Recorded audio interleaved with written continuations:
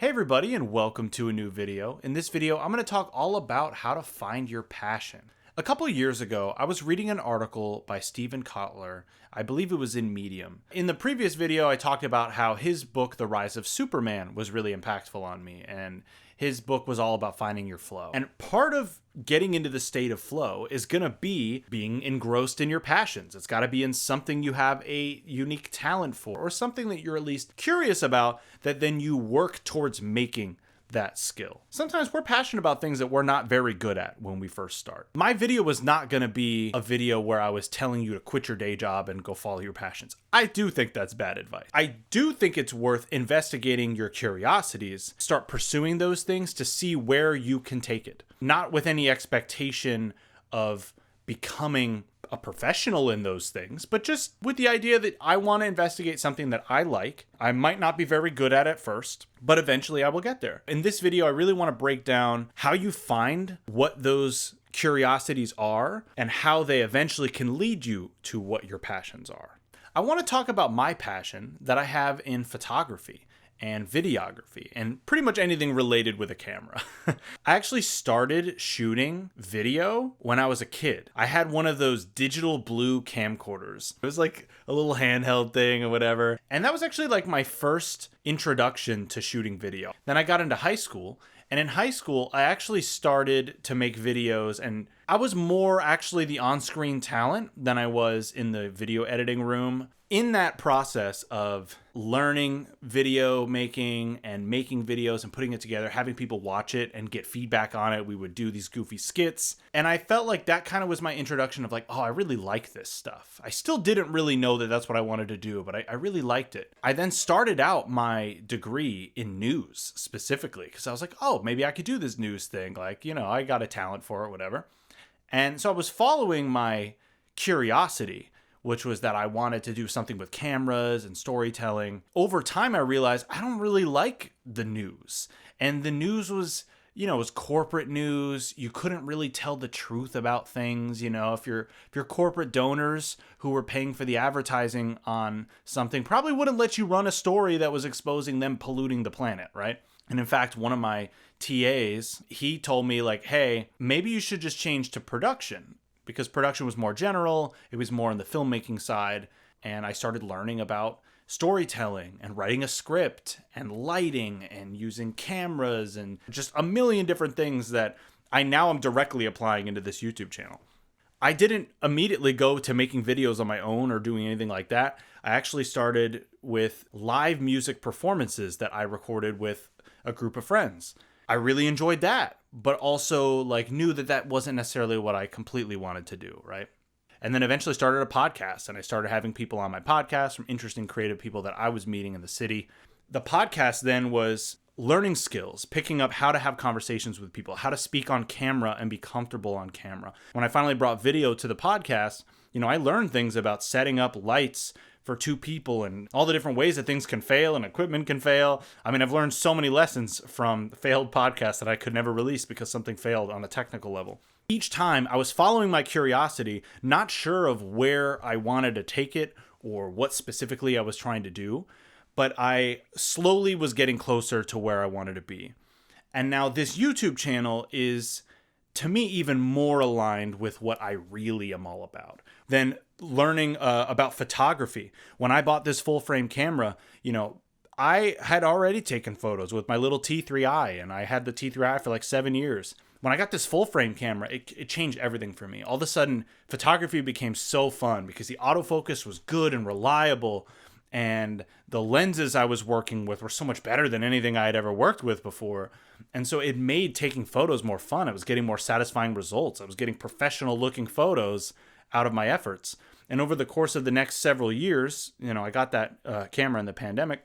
I was able to then take those skills that I was learning from photography and directly apply it to what I'm now doing with video. Now, obviously, stills and video are two different animals, but they're using the same tool. If anything, it was me learning my camera really well and learning my tool. And then when I took all of that technical knowledge that I was gaining and all these technical skills, I then applied it to the stuff I already learned in school, and I started combining them into now what is my YouTube channel, which is making videos. And this is my passion. I genuinely enjoy doing this. I couldn't have known that when I started my journey with the digital blue camera when I was like 10 to then now where I'm shooting these videos here in my studio that I've created with my light, and I got my camera here with this very expensive lens on it.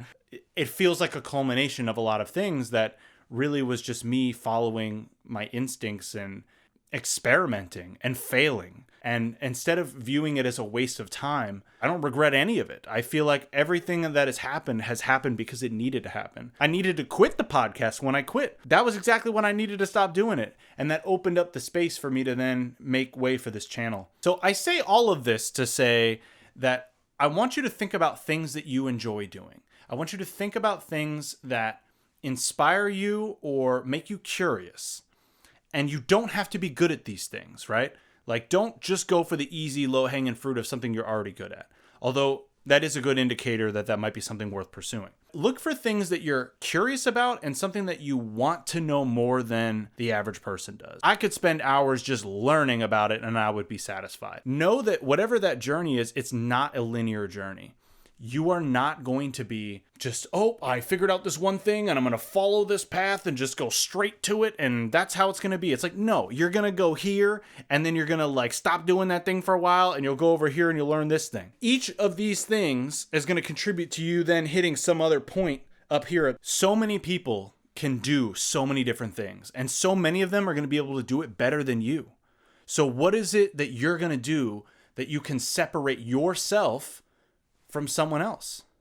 To me, the only thing that you could do is something that is entirely you, that is so specific to you, that is so in just the essence of who you are, combined with the experiences that you've had, that you've lived in life, the successes, the failures, culmination of all of those things, you combine them and it emerges something new that you never could have predicted when you started the journey. You have to get out of your comfort zone. You have to do things that you've never done before. And you have to be okay with sucking at it for a while. You're going to suck at it for a while. When I listen to my first podcasts, they're nowhere near as good. And when I think about my first podcast that I had with guests, I was so much better at getting something interesting to come out of a person in a conversation than when I first started. And I think the only way that we're ever going to grow as artists or as people is to put our work out there into the world and allow the world to give us its feedback. And sometimes you'll get nothing. Although emulating success can be helpful, and it can be helpful to like, you see a type of video that works or something, if, for example, as a content creator, you see a video that works, and you're like, oh, I want to copy that. That's only going to get you so far. That might help you like learn some skill sets of how to structure a video or how to do something. At a certain point, you need to start making something uniquely you. You have to put your signature on it. Because if you don't put your signature on it, well, then what's the point of somebody watching your video over somebody else's? There are plenty of good artists out there, but the ones that are great are the ones that are like so fully themselves, irreplaceable. That's something that we should strive for in whatever our thing is. It doesn't have to be some artistic thing. I think anything that we do is a creative act. I've been reading Rick Rubin's book and it's really resonated with me because it's not just for musicians. It's for anyone. Anything that we do is creative, and that is being an artist. As Rick Rubin says in the book, like being an artist is a way of being. It's a way of thinking. It's a way of seeing the world. It's an appreciation for the little things. So when you're looking for your passion and you're trying to bring it into your life, like what are tangible ways that you can actually integrate it into your day-to-day life where you are incorporating your passion? For me, what I do to integrate that passion into my day-to-day life is I try to work on something creative at least once every day. It doesn't have to be like me actually shooting a video. I obviously don't shoot a video every single day. I'm not doing it regularly, then I'm not getting those reps in. And if I don't get those reps in, then I'm never going to get to the level that I want to get to in terms of my skill set.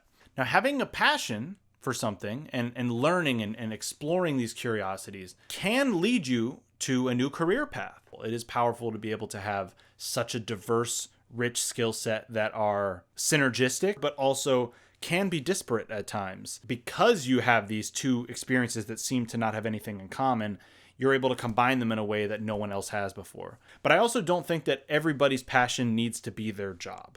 I think there's so much more to life than just working. I think you can totally have your passions outside of your career, and you can totally do a job that just pays your bills. And as long as you don't hate doing it, there's nothing wrong with working a regular job. But you definitely need to be practical, right? You need to be practical with what your passions are, and you need to be reasonable. I mean, don't quit your day job to then go try to pursue a career in something if there's no solid evidence that you have any chance of building it to anything. But also don't be limited by that belief either, because sometimes we don't see things that are in the works that might be way more real in a year. In the very beginning, you can't see that finish line. As much as I want you to be practical, and I do, be practical, don't be stupid. At the same time, like, don't be too practical. Anything is possible to some extent. Find your curiosities. Think about the things that you enjoy doing. Think about your life experiences. What are things that only you can bring to the table, that you have experienced uniquely?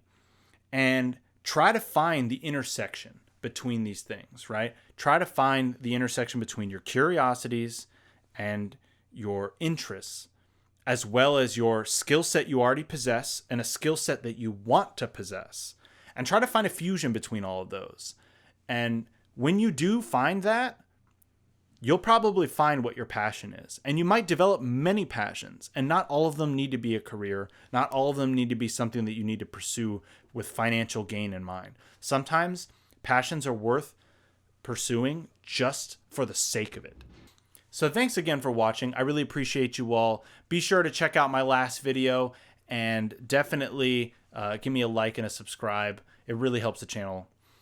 This is me following my passion, and I would love your support to continue to do it. So thanks again. Peace out.